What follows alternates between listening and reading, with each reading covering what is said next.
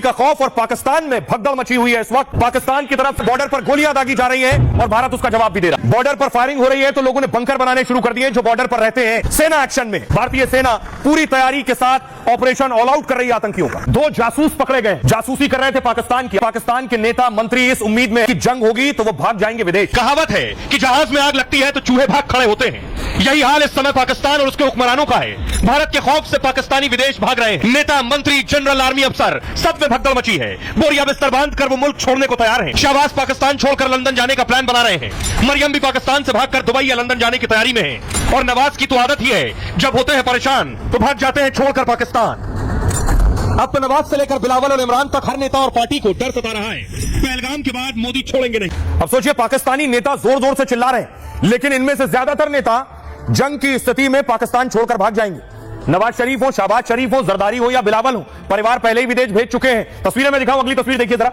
ये आप देख रहे हैं, नवाज शरीफ विदेश में ही रहते हैं, इंग्लैंड में रहते हैं, लंदन में, इंग्लैंड में, यूके में, पूरा परिवार वहीं सेटल है। वहां भी इनके पास जमीन जायदाद है।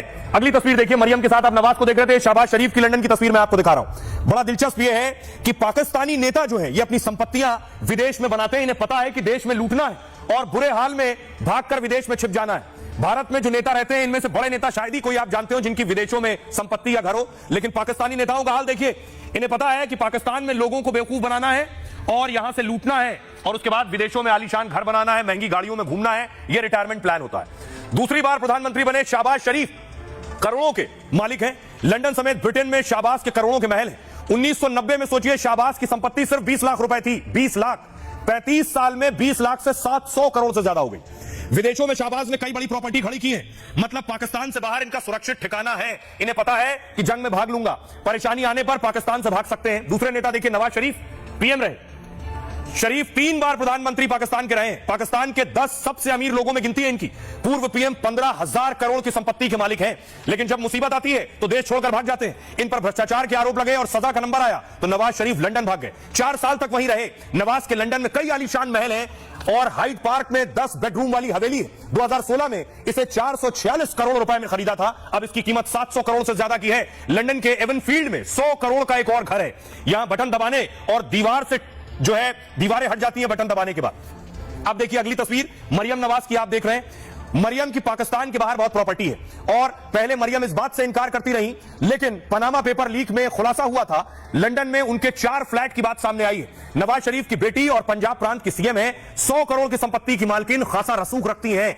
मरियम पर पिता नवाज की तरह करप्शन के भी आरोप लगे हैं। गिरफ्तारी या मुसीबत में भागने की तैयारी कर रखी है मरियम ने भी। अगला नाम देखिए, बेनजीर भुट्टो। भुट्टो के अमेरिका से लंदन तक कई घर थे। भ्रष्टाचार के आरोप में कुछ समय जेल में भी रही, लेकिन 7 साल से ज्यादा वो पाकिस्तान से बाहर रही। इस्लामिक देश की पहली महिला पीएम को पता था कि मुसीबत आई तो पाकिस्तान से भागना पड़ सकता है। बिलावल, इन्होंने अपनी फैमिली को पहले ही भगा दिया है। अभी बिलावल की संपत्ति पाकिस्तान में से ज्यादा विदेश में, अकेले दुबई में बिलावल की 25 से ज्यादा प्रॉपर्टीज हैं। लंदन और ब्रिटेन के कई शहरों में आलीशान घर, बंगले, बड़बोले बयान और करप्शन को लेकर विवादों में रहते हैं। इसलिए इनकी तैयारी है कि जरूरत पड़े तो भाग सकें। सोचिए, ये नेता पाकिस्तान में बड़ी बड़ी बातें कर रहे हैं, जंग की बात कर रहे हैं, पाकिस्तान के लोगों को जंग में झोंकने की बात कर रहे हैं और खुद भागने की भी तैयारी कर रखी है। सुनिए जरा देश के लोग क्या कह रहे हैं। उनसे जब पूछा कि पाकिस्तानी नेता बातें तो बड़ी बड़ी कर रहे हैं जंग की, लेकिन जंग की स्थिति में इंग्लैंड भागने की भी तैयारी में है, तो सुनिए लोग क्या कह रहे हैं। वो तो भगोड़े हैं ही, वो कहीं भी भाग सकते हैं क्योंकि उनकी परंपरा चली आ रही रूढ़ी प्रथा, तो वो तो भाग ही जाएंगे। कहीं ना कहीं आज पाकिस्तान का एक सांसद नहीं, मुझे लगता है कि बहुत सारे ऐसे लोग हैं जो ऑलरेडी अपनी फैमिली को दूसरे देशों में भेज भी चुके हैं और ये सांसद अगर देश छोड़ने की बात कर रहा है तो ये डर हमें अच्छा लग रहा है। पाकिस्तान के जो सांसद वो तो भगोड़े हैं ही है, भाग तो जाएंगे साथ में जो पाकिस्तान उसको तो मिट्टी पलीत होना ही है। इंग्लैंड भागने की जरूरत नहीं, जहां अगर भारत की सेना और भारत की सरकार ने 4 बोरी आटा फेंका, ये सारे 10-20-50 हजार लोग आपस में भिड़ के मर जाएंगे। जिसकी जो नियति होती है वो बदली नहीं जा सकती, जिसकी सोच में जो है वो स्पष्ट है, वो उनके मुख से निकल रहा है और वो भागते ही आए हैं, भागते ही रहेंगे, लेकिन भागते भागते थक जाएं। भागना तो इनको है ही, क्योंकि पाकिस्तान जैसा देश जो छुप कर प्रहार करता है, अगर हिम्मत है तो हिंदुस्तानियों की जो आंख से आंख लड़ा करके युद्ध ललकार करके युद्ध लड़े। वो समझदार आदमी है, मैं अब भी कह रहा हूँ, वो देश छोड़ के भागे या कहीं भी चला जाए, मोदी जी उनको आज नहीं तो कल ढूंढ के मारेंगे और पहलगांव का बदला जो है वो सदियों तक लिया जाएगा। जब एक बम इंडिया का जाकर वहां गिरेगा ना, जब हमारे राफेल प्लेन वहां जाएगा ना, तो पूरा पाकिस्तान ये कहेगा हम तो पाकिस्तान छोड़ के भाग रहे हैं, क्योंकि पाकिस्तान के अंदर कुछ नहीं बचा। अभी आसिम मुनीर 500 किलो का परमाणु बम वो भी भागा फिर रहा है कहीं, वो कह रहा है अपने परिवार को छोड़ के भागा है, तो जिसका मेजर उजर सब भाग रहा है मैम, तो कहां पाकिस्तान को तो है ही नहीं। अब सोचिए, क्या सिर्फ पाकिस्तान के नेता भागेंगे? जी नहीं, अकेले नेता नहीं भागेंगे। सबसे पहले भागने वालों में मुनीर खुद होंगे। और अकेले मुनीर नहीं है, मुनीर ने भी बहुत पैसा कमाया है, बहुत पैसा बनाया है, विदेशों में बड़ी बड़ी संपत्तियां हैं, पाकिस्तानी फौज धंधा करती है, बिजनेस। अगली तस्वीर में आपको दिखाऊं, ये जो सारे जनरल देख रहे हैं पाकिस्तान के आर्मी चीफ, इन सब ने इतनी संपत्ति बनाई है कि सबके विदेशों में बंगले हैं, सब भाग भाग कर विदेशों में सेटल हो गए, परिवार को सेटल कर दिया है।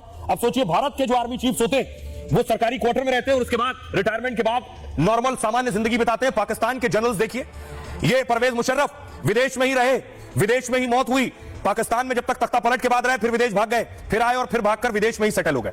तो देखिए जरा पाकिस्तान के जो जनरल्स हैं, आर्मी चीफ हैं, ये क्या करते हैं, कैसे इतना पैसा कमाते हैं। आतंकवाद के जरिए भी इनका पैसा कमाने का पूरा स्ट्रक्चर है। पाक सेना प्रमुख की सैलरी सोचिए 3 लाख के करीब होती है सिर्फ। इसके अलावा लग्जरी गाड़ियां, आलीशान बंगला मिलता है इन्हें, रिटायरमेंट होने पर पाकिस्तान सरकार पेंशन भी दे देती है। हालांकि पाकिस्तान में सेना प्रमुख अरबों रुपए कमाते हैं। मुनीर की जो संपत्ति है लगभग 6 करोड़ 77 लाख सिर्फ बताई जाती है। संपत्ति का वास्तविक आंकड़ा इससे भी कहीं ज्यादा हो सकता है, क्योंकि 2022 में जब कमर जावेद बाजवा रिटायर हुए तब उनके पास पाक से बाहर 3800 करोड़ की संपत्ति थी। सोचिए लगभग 4000 करोड़ की संपत्ति बाजवा की। 2016 में सेना प्रमुख बनने के दौरान यह संपत्ति शून्य थी। जब सेना प्रमुख बने तो जीरो था। पाकिस्तान सेना गोली के साथ करीब 100 कारोबार चलाती है। इनमें सीमेंट का धंधा, खाद से लेकर मीट तक का बिजनेस आर्मी करती है। इसके अलावा पाक सेना जमीनों का कारोबार करती है। इन कारोबार से पाक सेना की 1.5 लाख करोड़ की कमाई होती है और इन्हीं कारोबार में खेल करके सेना प्रमुख करोड़ों रुपए कमा लेते हैं। और क्योंकि सेना प्रमुख कंपनियों के सीईओ की तरह काम करते हैं, 1947 से अब तक पाक में 72 सैन्य अफसर सस्पेंड किए जा चुके हैं। इमरान खान की सत्ता में भी 6 अधिकारियों की जांच की गई थी।